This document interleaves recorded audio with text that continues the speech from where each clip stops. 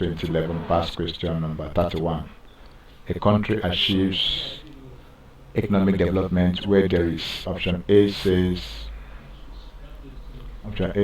where there is an increase in military expenditure, B an increase in capacity utilization, C a sustained increase in per capita income, D an even distribution of goods and services. Now, economic development may be defined as the process whereby the level of national production, that is national income or per capita income, increases over a period of time.